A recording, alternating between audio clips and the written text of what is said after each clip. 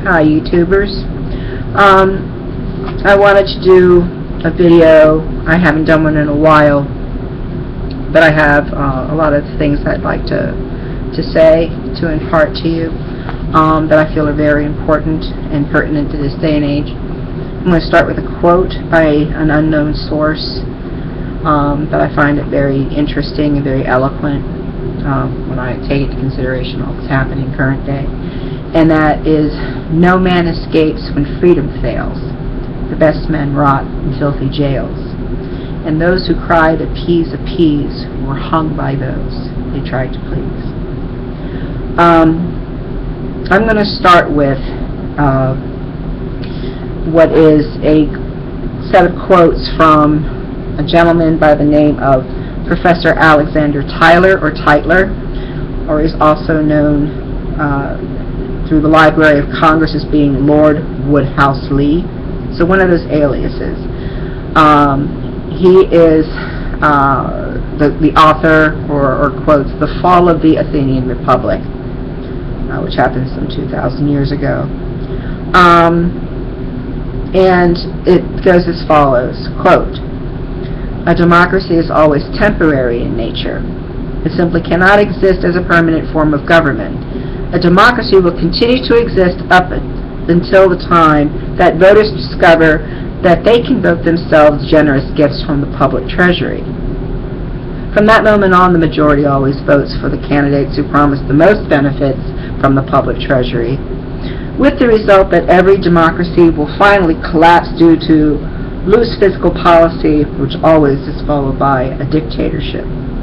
The average age of the world's greatest civilizations from the beginning of history has been about 200 years.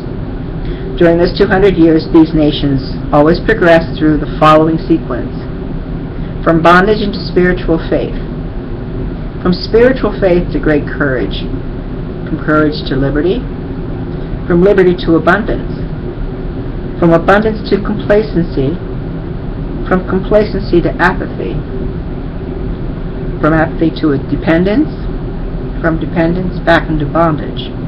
My fear is that if we go into bondage this time, which is where we're headed at this point, that we're not going to recover for many different reasons. The surveillance apparatus that's grown up among us, the robbed public treasury, which has been distributed to global banking cartels and governments that cooperate in the pillage of their own nation's wealth and enslavement of their citizens, and then the military-industrial complex. We're going to be under the boot of a very vicious regime, period. And there is a chance that none of this has to happen because we are uniquely human beings. But we'll get to that later. From the words of Reverend Shuman Yuri Bezmenov, he's an ex-KGB agent and officer. He gave a lecture on stages of demoralization of a society or a nation. And there's three. Stage one has to do with the level of consciousness or ideology of a nation. Here's the version goes on simultaneously on various levels of national and human activity, and the level of consciousness or ideology, and the level of authority, social political power, and administration, and the material well-being, or the economy of a nation. Infiltration into mass media, educational systems, organized religion and religious groups, cultural and professional groups and organizations. The infiltration is done and the main goal is the psychological change of national and individual perception of reality to such an extent that majority of a nation does not perceive any danger emanating from a totalitarianistic regime. Moreover, the hostile system is ultimately accepted as non-belligerent. and is even in certain aspects desirable, and in any case, functional as an alternative to the present one. So what that says to me is that essentially the republic that we had with the Constitution, the Bill of Rights, and the Declaration of Independence is now being subverted, and the redistribution of wealth is taking place, and civil rights eliminated for the platform that it makes us safer and more secure. Basically, what we're seeing is that we are trading freedom for the illusion of safety. And it alarms me that we are not disturbed enough with the amount of surveillance and the amount of military apparatus being introduced at a time when the dollar is so weak. Because if there is a financial collapse of the dollar, or if there is some type of false flag operation that happens on our soil, or even if a foreign nation does launch some type of weapon in the United States, if there is martial law, we will lose our freedom entirely, I believe, which is highly dangerous. We don't want to lose that. And, okay, so we're talking about level 1 of this demoralization of a society or a nation, okay? The level, as pertaining to authority, subversion on this level requires infiltration in domestic institutions of a nation, as well as her foreign policy-making bodies. Domestically, the aim of the subverter is to weaken the home defenses, such as security services, police, army, civil service, and other public services. And the method is the discreditation of the administration of the most vital national services. Investigations of wrongdoing, of corruption, sexual affairs, sex scandals, and implications of national leaders and politicians of fraudulent and dubious affairs with smear tactics. It's a ridicule of everything patriotic as being psychotic. So what that says to me is essentially you have this subvertive entity, body,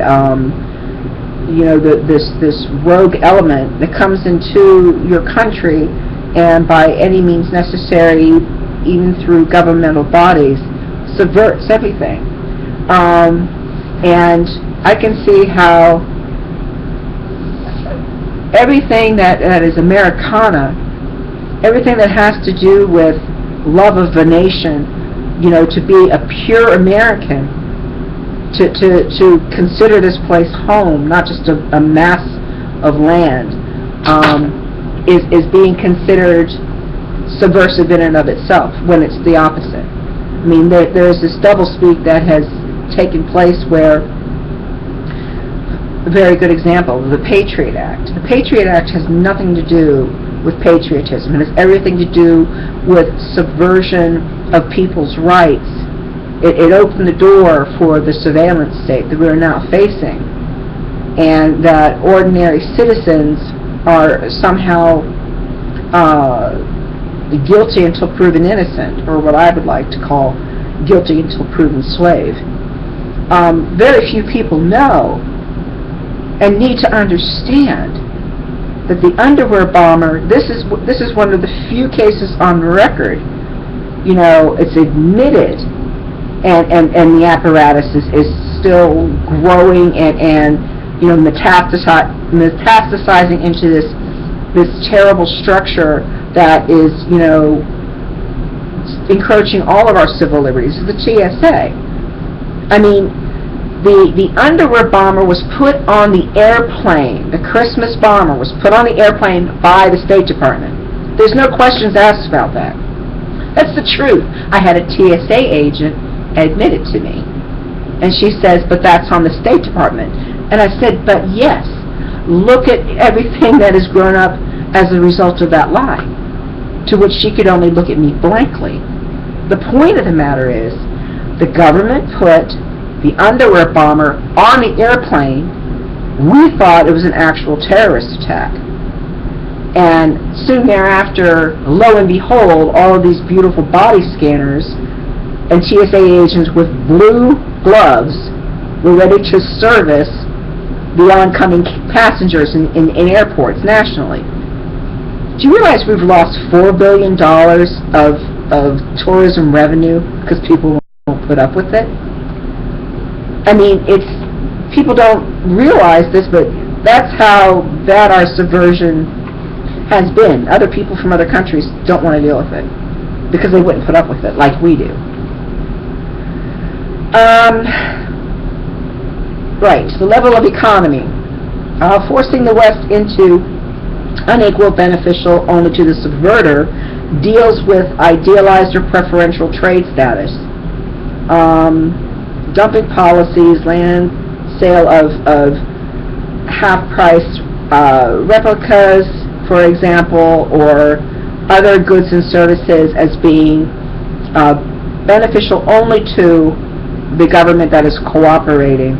And the goal is double-barreled, is to undermine business standards and to consolidate huge liquid assets to subsidize other forms of subversion in the target area, meaning the United States.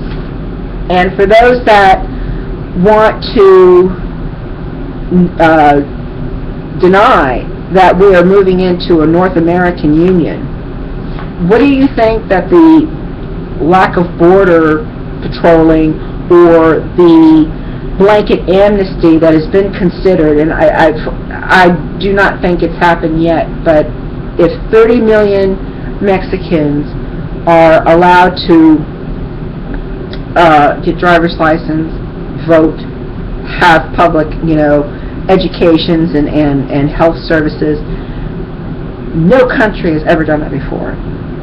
You cannot walk into Mexico and expect to have the same deal. They would laugh at you and chase you out of their country. So there is definitely this terrible destabilization, this terrible breakdown of everything that belonged to America. Okay, the jobs, the rights, the immigration status. I mean, there are generations of Irish, Italian, European, different countries who came here and had to go through a process of legalization, and they didn't come in and have a baby and then have that baby have legal status and start subverting in that way also. And I could go on and on about this subject, but it has nothing to do with race. It has everything to do with the health of nations. Because I'm pretty sure if I were Mexican, I would want my country healthy to live in, so I could be with my family.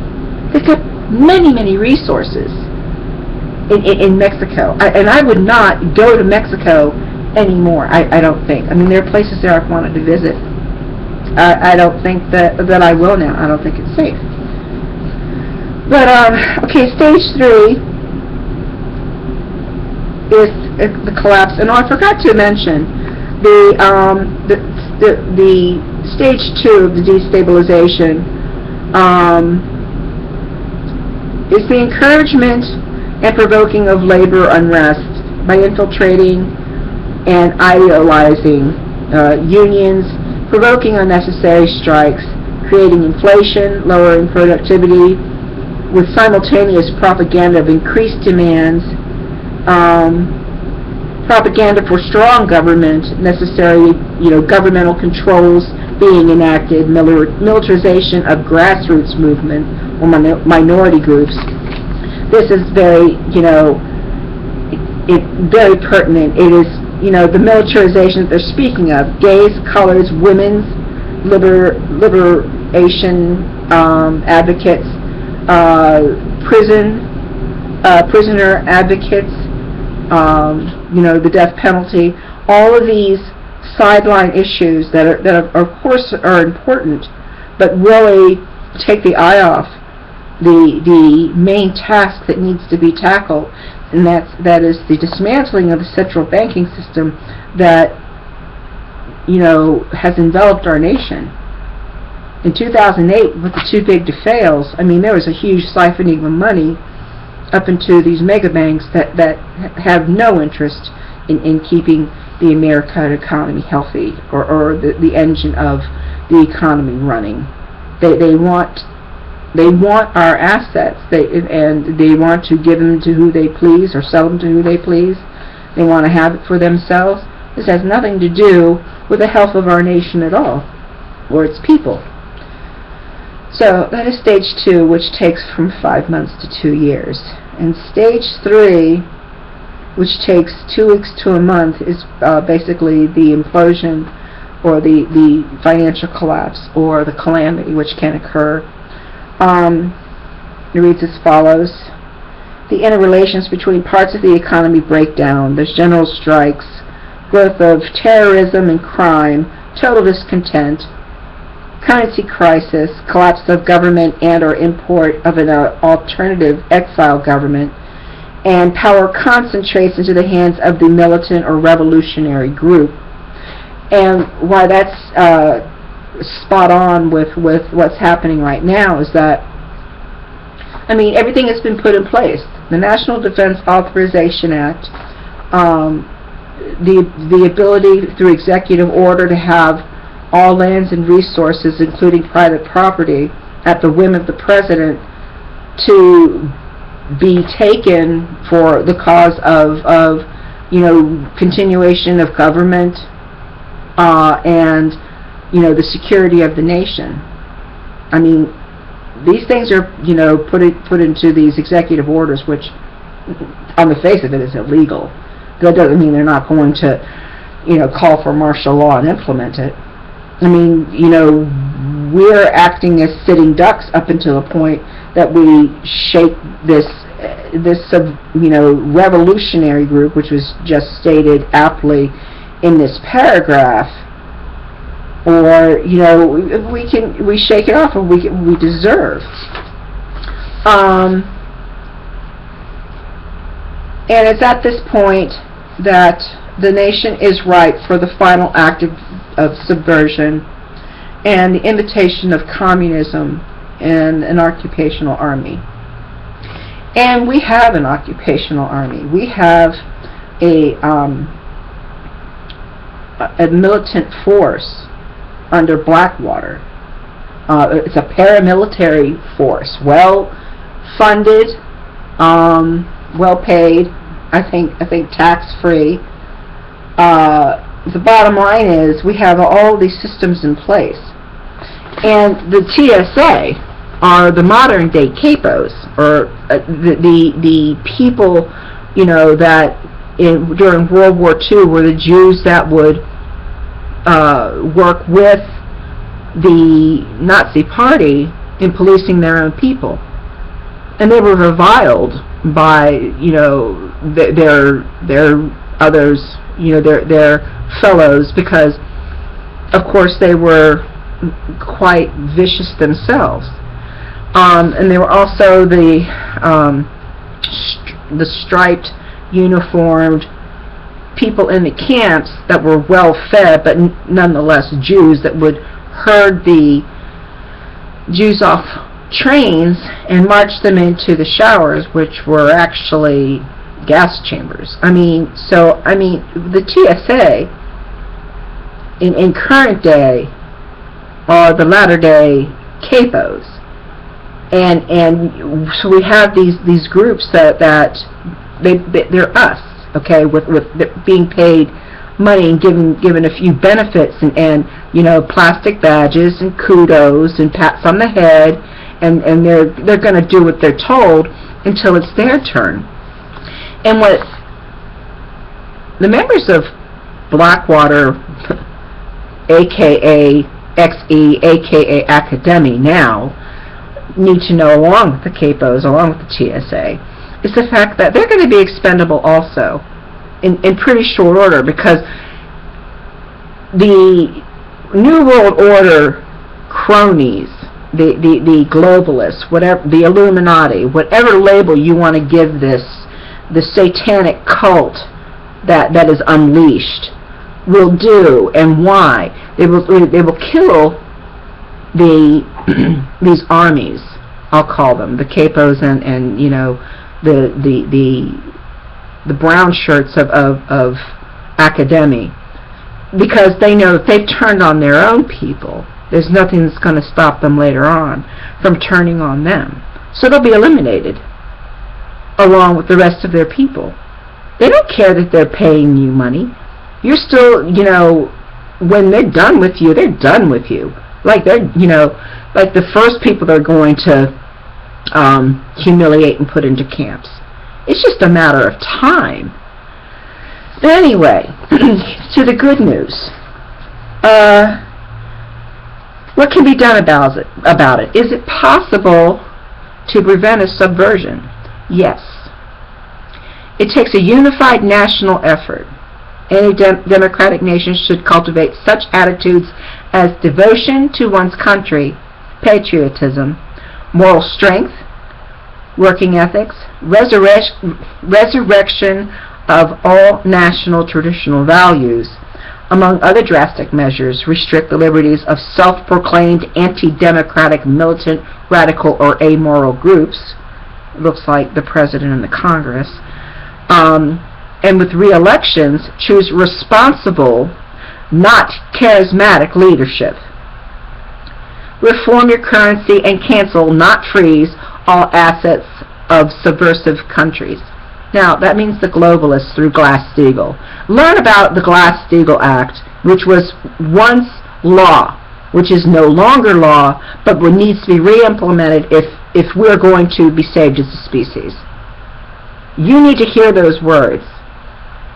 Because if Glass-Steagall is not re-implemented, as far as I'm concerned, in this nation, we're going to go the way of Cyprus, and which means the bailouts that have happened with the banks thus far, they're going to start, well, there has been government pensions, and there's been other types of retirements that have been stolen from individuals and groups in the United States already. But what I'm saying, it's going to be like this waterfall over the edge, and everything is going to start getting liquidated, and we won't know what hit us. Including our personal accounts will have money removed. I mean, how bad do we want it to get? Okay, so please look up Glass-Steagall, the Glass-Steagall Act. Understand that it needs to be re-implemented, and there are grassroots efforts through LaRouche PAC and other organizations that are, you know, through governmental bodies and states and state legislatures and in the Congress. There are fights to reinstate it. So that is one glimmering hope, okay?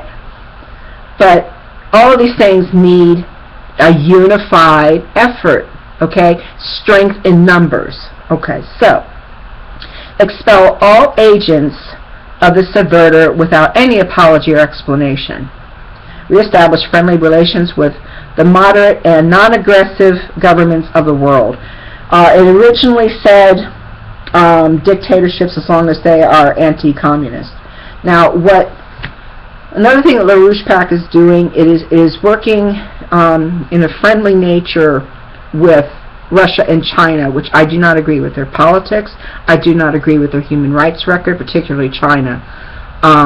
But if we do not have cooperation with these nations now and later, they're going to remain our mortal enemies through a Cold War or what have you. I mean, we have to start thinking in terms of we're human beings. And if we don't think in terms that we're human beings and we all need to learn how to thrive on this planet, then we're doomed anyway. But and to conclude on this front, preach self-restraint and moderation to the population. Explain to people that the situation is serious and that some small liberties have to be sacrificed for the sake of survival and basic freedom. I don't entirely agree with that statement. I think you can have freedom and still move forward with these initiatives while protecting everybody's rights. I mean, I don't think that should be second-guessed. I think these things are they're unalienable rights. I really think each of us were born to be free. That's just my opinion. But develop a quality of leadership. You may have to lead a resistance group. The resistance group of those are just that through their duty set forth by our founders, we shake off a subversive regime. This is not our government in action. What's on Capitol Hill right now is a body of really just satanic individuals. If you don't want to use the word satanic, please, just evil, okay? They do not care about you. Nancy Pelosi does not care about you. John Boehner does not care about you. Barack Obama does not care about you. He cares about vacations. He cares about getting out of office. I think he's, really tired of being president because he knows he's a lying thug. He knows it. But you may have to lead a resistance group, so develop solidarity through your church and other associations. In case of civil war, remember that love thy neighbor will have literal, vital importance. Without love, you may find yourself and your family in a real helter-skelter bloodbath. Learn firearms. Befriend a policeman and or army officer long before the war starts. That means now. And again, these were the words of Reverend Truman Yuri Benzenmov. He's a former KGB agent and an officer. And I guess he, reformed and he saw the light. But, what's important to understand is that there was stages of demoralization that have occurred. And, so we have to pull ourselves up by our bootstraps to a certain extent and, find our strength again. One of the other things I wanted to talk about was how men are under attack in our nation, particularly in America. Not just through the fact that they're being told how to be more like dogs than men. They're not being taught how to treat women as ladies. Not the women that are acting really, like ladies. There's a very complex dynamic. There's these very terrible forces that are causing this. But men are being attacked on so many different fronts. It's having to go into the military. It's not having role models that are real men, real gentlemen. I mean, gentlemen, you want to talk about an Orwellian doublespeak. The ones they call gentlemen now, a gentleman's club, for instance. I mean, are you serious? These are not gentlemen. I'm talking about people, men with love in their hearts, with dignity, with strength, with real courage and forthrightness that can speak their minds. I'm talking about those type of individuals that, like the Randy Pashas of this wonderful man that died of pancreatic cancer. Those types of people. I mean, are real men that have something to actually impart to their children, their boys, their teenagers, just men younger than them. And this subversion of the male part of our species needs to really stop, because it's through drugs. If you know what bisphenol A is, it's an estrogen mimicker. You need to look these things up for yourself. But it's basically hormonally feminizing men. It's a function of the estrogen mimicker that is found in plastics, and bisphenol A is a chemical. But that is a true attack on the biology of men. Also, you need to look at what vaccines, what they actually have within them. I would avoid personally vaccines of any type at all costs. I think there's many close friends that I have and some acquaintances that have been heavily affected by the vaccines they put into their bodies. That is a completely separate issue, but just know that it's one of the ways that we are being chemically attacked. Also, what is being sprayed in the air. Do not look up chemtrails, look up particulate trails, or look up the subject of geoengineering, because what you will find is everything that's actually being sprayed into the atmosphere that is actually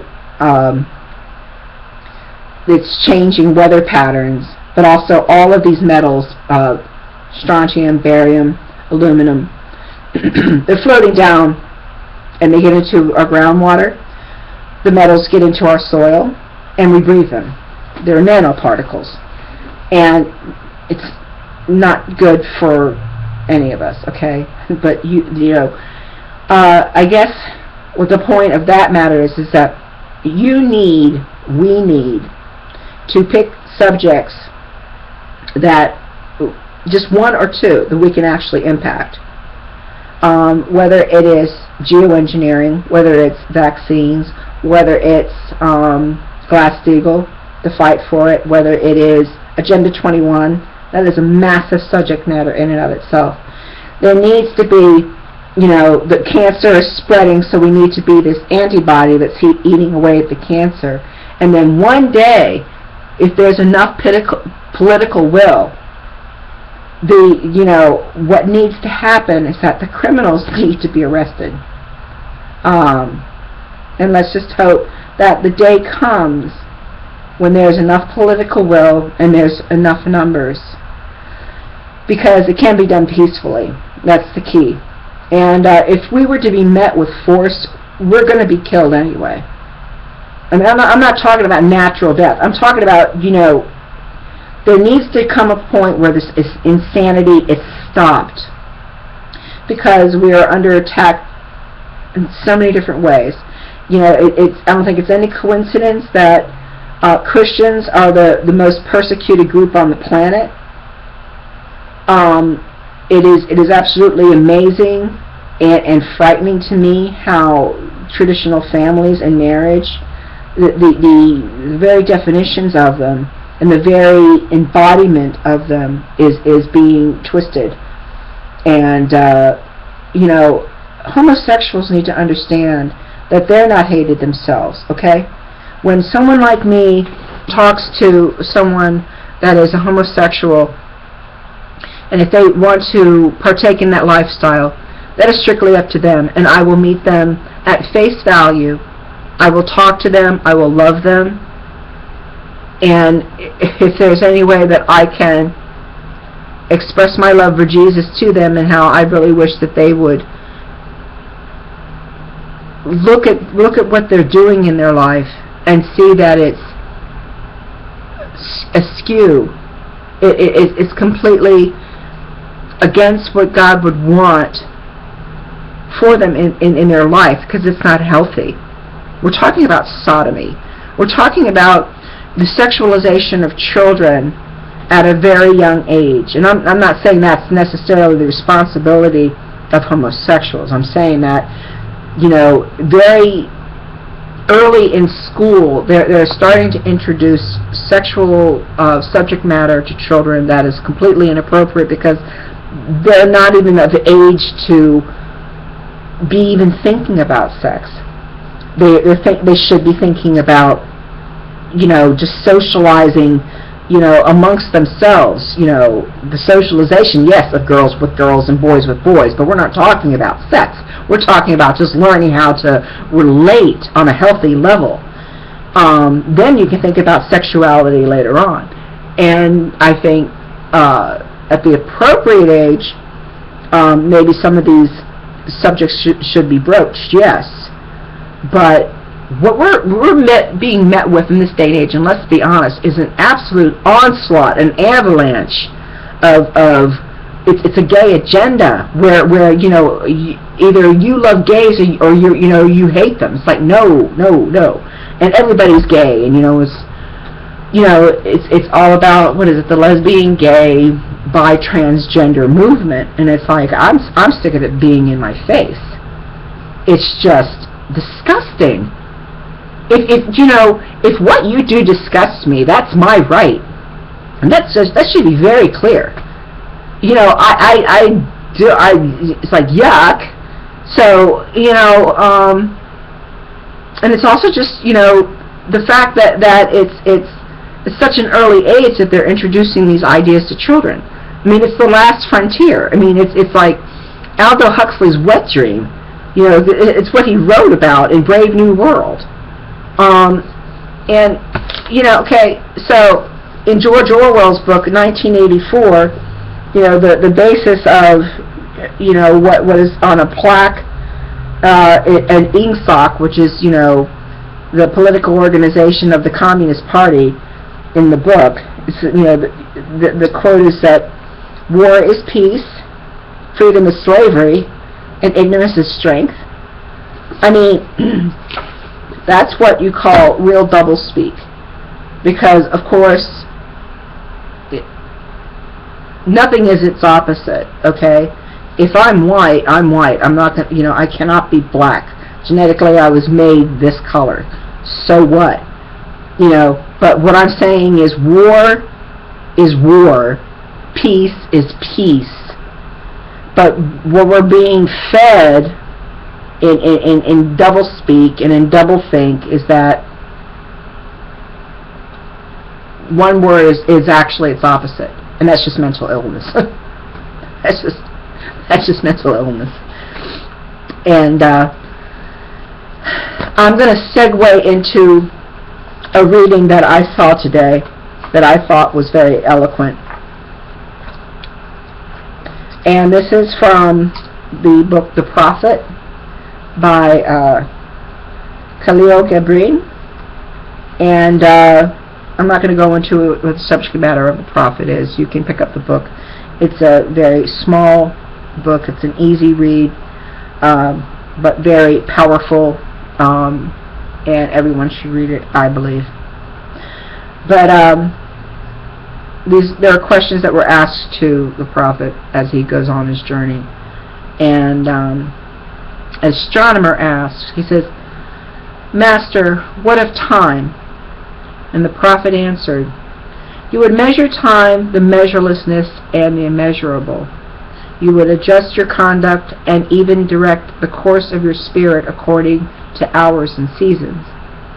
Of time you would make a stream upon whose bank you would sit and watch it flowing, yet the timeless in you is aware of life's timelessness. And know that yesterday is but today's memory, and tomorrow is today's dream. And that which sings and contemplates in you is still dwelling within the bounds of that first moment which scattered the stars into space. Who among you does not feel that his power to love is boundless?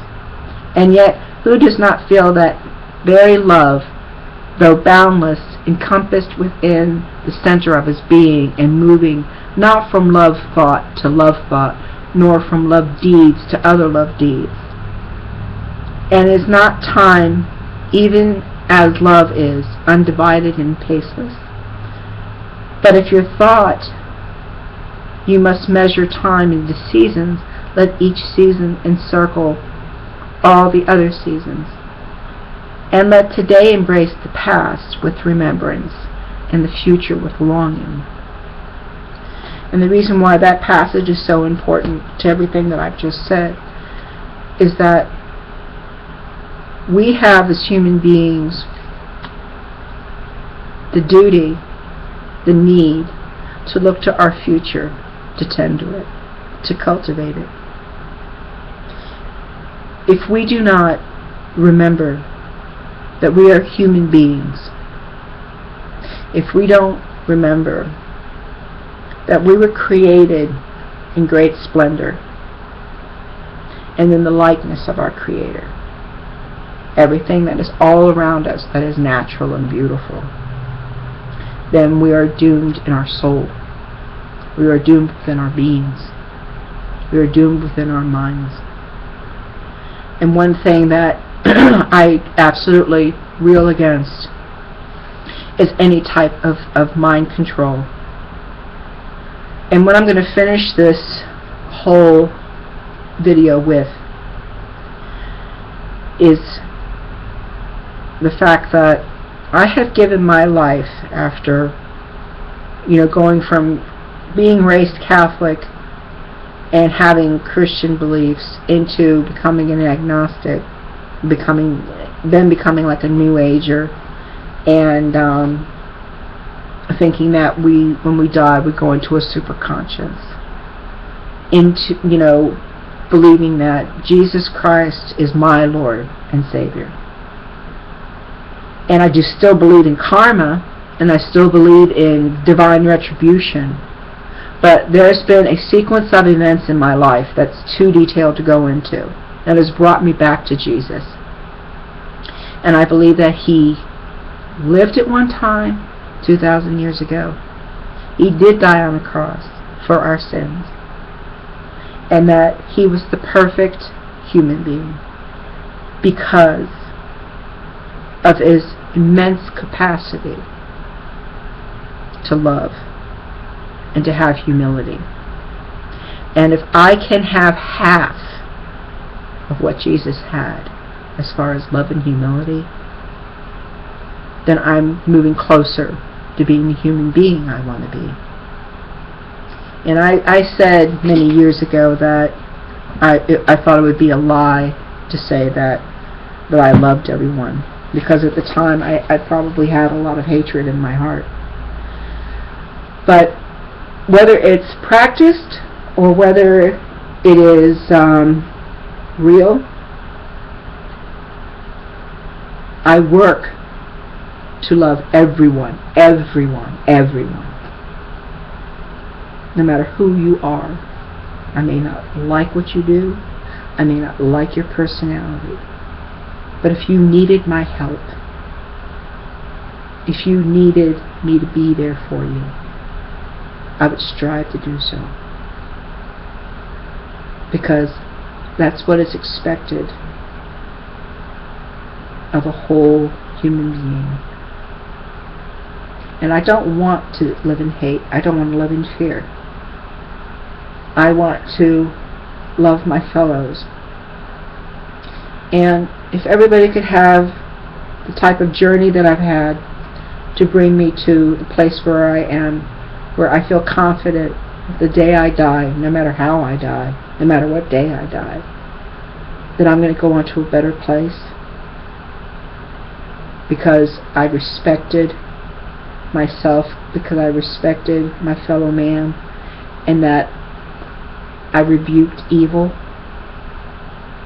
that I tried to cast out my demons and get rid of the demons within others, and to right wrongs, and to shake off evil as much as possible, to create a beautiful place for my fellows.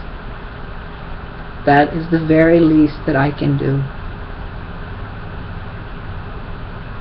Because if I'm not doing that, I feel like I am betraying myself, and I know I'm betraying Jesus. I know I'm betraying my Creator, because I know all of the terrible, terrible phenomena of what's happening on the other side, on the dark side, and I don't want any part of it. There's things that are privately that break my heart.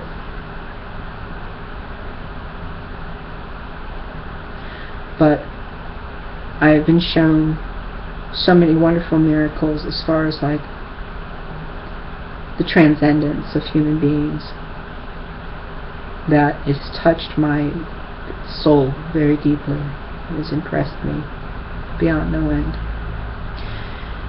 And as strange and silly and as mysterious as that may sound, I know what my experience is. And I'm so happy that I came back to Jesus, because He loves me, because He loves us. And I want to leave you with probably the most read verse in the Bible, which is fine because it's perfect. John 3:16. For God so loved the world that He gave His only begotten Son, that whosoever believeth in Him should not perish, but have everlasting life. No matter what you do, no matter what you say, I love you all. For the trolls, have a field day, please. But just know, no matter what you do in this life, if you are seeking to destroy, you will be destroyed. And that's the long and the short of it. God bless you all. Jesus bless you. Thanks for listening, if you did. Bye.